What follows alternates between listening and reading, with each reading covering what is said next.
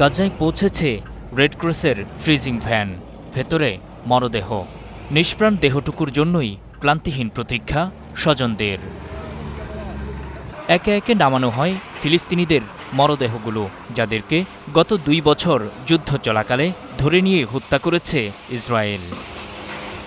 গত 10 অক্টোবর যুদ্ধবিরতি কার্যকরের পর এখন পর্যন্ত বন্দী ও জিম্মি মুক্তির শর্তানুযায়ী জীবিতদের পাশাপাশি মরদেহও ফেরত দিয়েছে হামাস ও ইসরায়েল। সেই সুবাদে গত মঙ্গল, বুধ ও বৃহস্পতিবার এই 3 দিনে মোট 120 ফিলিস্তিনির মরদেহ ফেরত দিয়েছে দখলদাররা। তবে সান্ত্বনার বদলে এসব মরদেহ হৃদয়ের জ্বালা আরও বাড়িয়েছে গাজাবাসীর। কারণ বিকৃত হয়ে যাওয়া দেহগুলো কোনটিকার তা বুঝতে পারছেন না স্বজনরা। শরীর ক্ষতবিক্ষত আর দলা পাকানো, নির্যাতনের ফলেই এমনটা হয়েছে ধারণা চিকিৎসকদের। গা শিউরে ওঠা আরেক অভিযোগ হলো কোনো মরদেহের বিভিন্ন গুরুত্বপূর্ণ অঙ্গগুলো নেই, কেটে রেখে দিয়েছে ইসরায়েল।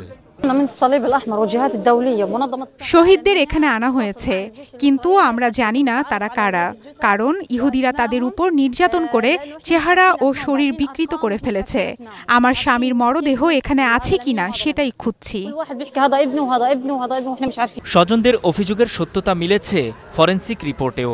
120 মরদেহের ফরেনসিক পরীক্ষায় বেরিয়ে এসেছে নির্যাতন ও অঙ্গচুরির তথ্য। মিডল ইস্ট আইয়ের প্রতিবেদনে বলা হয়, মানবাধিকার পর্যবেক্ষক ও চিকিৎসা বিশেষজ্ঞরা বলছেন, অনেক দেহাবশেষে নির্যাতন ও অঙ্গচুরির সম্ভাবনার পরিষ্কার প্রমাণ রয়েছে। গাজার প্রশাসনিক দপ্তর জানিয়েছে, সরকারি পরীক্ষায় দেখা গেছে বেশিরভাগ ফিলিস্তিনির মৃতদেহে পদ্ধতিগত নির্যাতন, উন্মুক্ত স্থানে মৃত্যুদণ্ড কার্যকর কিংবা পিষে ফেলার ইঙ্গিত রয়েছে। চুক্তি অনুযায়ী যাদের জীবিত ছেড়ে দিয়েছে ইসরায়েল, তাদের বর্ণনায়ও উঠে এসেছে বর্বরতার চিত্র।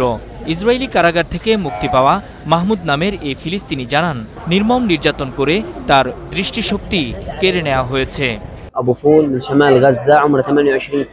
ইসরায়েলি সেনাদের নির্যাতন সহ্য করতে না পেরে আমি অজ্ঞান হয়ে যাই।